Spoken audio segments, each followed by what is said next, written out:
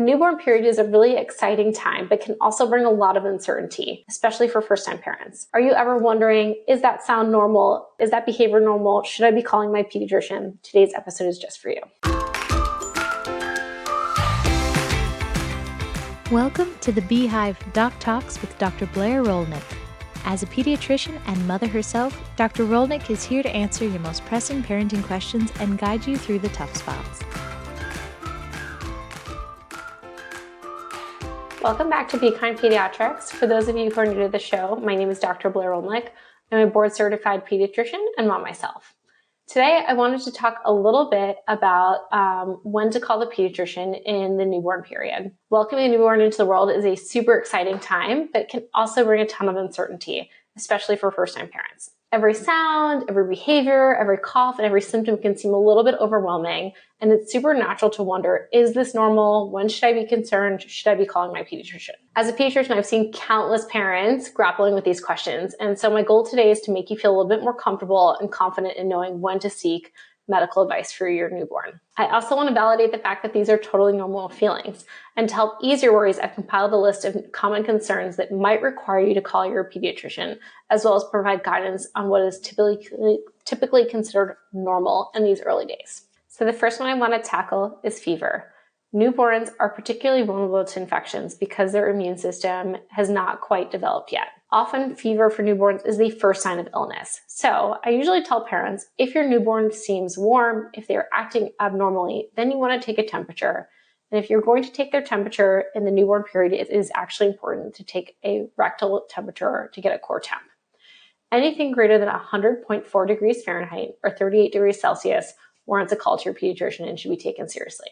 If you have not taken a rectal temperature and you feel your baby is warm, or you've taken it in another way and it is above 100.4 degrees Fahrenheit or 38 degrees Celsius, I still think that warrants a call to your pediatrician. I would say the first 28 days especially, but certainly under 60 days. The second topic I want to tackle is jaundice. Jaundice actually can be normal. Jaundice is the yellowing of the skin in the eyes. That can be normal in the newborn period. And that is because jaundice is a breakdown as a byproduct of bilirubin production. And bilirubin is produced from the breakdown of our blood cells. For newborns, they have immature red blood cells, so they are breaking down faster, and they have an immature liver, so it does not break down the bilirubin as quickly. Typically, I would recommend patients call me if your baby's turned yellow within the first 24 hours of life. That often is occurring in the hospital, so is usually picked up in that setting. But if your baby has yellow skin within the first 24 hours of life, that is never normal.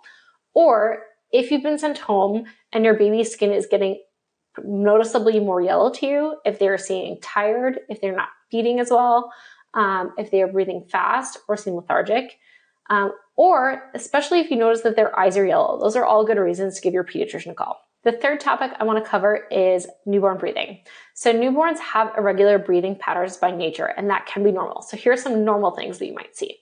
Your baby might breathe irregularly. They might have very short or brief pauses. They might take quick breaths and then slower breaths, or they might take shallower breaths.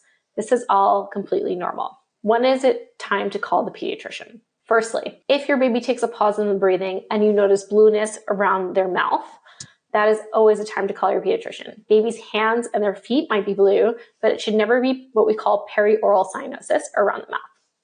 If your baby is breathing fast consistently, so they're taking quick breaths, you see their belly going up and down, and it is lasting more than 5 to 10 minutes. If you notice your baby is making sounds when they're breathing, so they're making sounds, we call it grunting, like that is your baby trying to push air out of their lungs. If you notice their nose flaring in and out, if you see this tugging up here, if you see the spaces between their ribs going in and out, or you see them using their belly to breathe again for more than 5 minutes, you want to call your pediatrician immediately. 4, crying. So this is a really big one because crying is actually normal in the newborn period. Babies use crying as a form of communication. It's actually one of their only forms of communication. But when does crying become a concern? So if your baby is crying and you cannot get them to stop, you've tried the 5 S's, soothing, swaddling, rocking, giving them something to suck on. You have changed their diaper. You have seen if they're tired. You have fed them and they are still crying. Or if their crying seems out of the usual sound for them, it seems particularly intense, or they seem to be particularly distressed, or if it's accompanied by any of the other symptoms on this checklist we've talked about, then I would go ahead and give your pediatrician a call. Number 5, trouble feeding or lack of interest in feeding.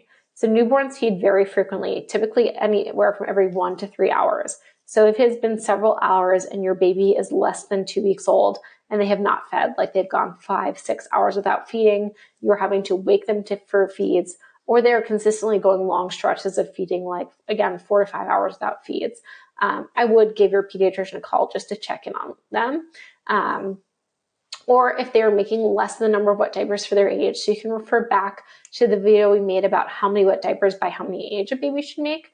But again, on day 1, about 1 wet diaper, 2 to 3 wet diapers, day 3, 3 to 4 wet diapers, day 4 on, 5 to 6 wet diapers a day at least. Number 6, vomiting. And this probably should have been closer to the top of my list. So newborns spit up all the time. Spit up usually starts around 4 weeks. It hits its maximum between 3 and 6 months. Starts to get better between 6 and 9 months, but can take up to 9 to 12 months to completely resolve. What is the difference between spit up and vomiting? So spit up is typically effortless. Your baby is not bothered by it. They are not crying. It has nothing to do with the amount of volume that you're seeing. So if your baby is not bothered by it, they're not crying afterwards, they are peeing and drinking normally, and they have no other symptoms that are concerning, that might be normal. So when is it not normal? When do you want to call a pediatrician? If the spit up is forceful, your baby is crying after the spit up. They seem to be in pain. If the spit up is dark colored green, like the color of this wall, especially over here. If there is blood in their vomit, or if it's accompanied by weight loss, lethargy, fever, or diarrhea, I would go ahead and give your pediatrician a call. That leads really nicely into number 7, diarrhea. So diarrhea can be particularly challenging to recognize in the newborn period because newborns actually stool very frequently. It is really normal for your baby to poop after every single feed. So how do you know if your baby's having diarrhea? 1, there'll be a noticeable increase in the number of stools from your baby's baseline. 2, the color. So if your baby is having a lot of mucus in the stool, certainly if there are flecks of blood in the stool, either bright red or dark black, or if you're just really not sure, it's okay to take a picture of that and send that over to your Peds Doc for a quick check. Number 8, rashes. So there are all types of normal rashes in the newborn period. There's baby eczema, there's baby acne, there's etox, which sounds scary, but is actually totally normal. Stork bites, angel kisses. So how can you tell when you should be concerned about your newborn's rash? So 1, if the rash appears infected, so if it is honey crusted, if it is bright red, or there is pus in the rash that is never normal, you want to call your doctor. 2, if the rash is a dark purple color. So typically anything that is really darker than red would be abnormal. I would have that checked in on. 3, if the rash is blister-like, we call that a vesicular rash. You also want to call your pediatrician and have that checked out emergently. If the rash is around the umbilical cord, make sure you send that out to your Peds Doc. If the rash is warm to touch, or if it appears painful, you touch it and your baby's crying and seems upset, those are all reasons to reach out to your pediatrician. And lastly, if the rash is accompanied by any other symptoms, again, fever, vomiting, diarrhea, check in with your pediatrician, especially if your baby is under the 60-day-old mark. 9, so increased sleepiness or lethargy. This can be really challenging for newborn parents because newborns are really sleepy. Newborns sleep a lot, sometimes upwards of 16 and 18 hours a day, especially those late premature babies, the 38-weekers, they can really be sleeping the majority of the day. So how can you tell what's excessively sleepy and when you should be concerned? So typically I tell parents, if your baby is so sleepy that you are consistently waking them for feeds at every 4-hour mark, if your baby seems unresponsive, you pick them up and they are very hard to wake up. If your baby is not making them the same amount of wet diapers, if their cry has seemed to weaken, or if you pick them up and they don't have good tone. So what do I mean by that? If you pick up a baby, they should be able to have a little bit of muscular tone. They should not feel like a wet rag or a limp doll in your hand.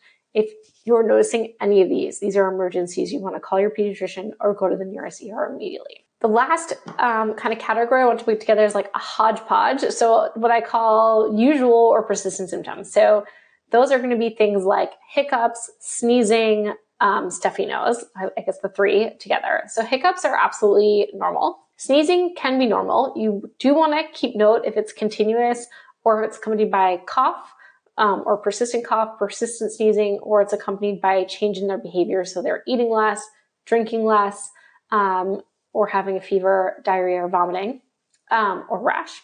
If they are having a stuffy nose, that can also be really normal. They make mucus just like we do, but they can't blow their nose. So they are going to have stuffy noses here and there.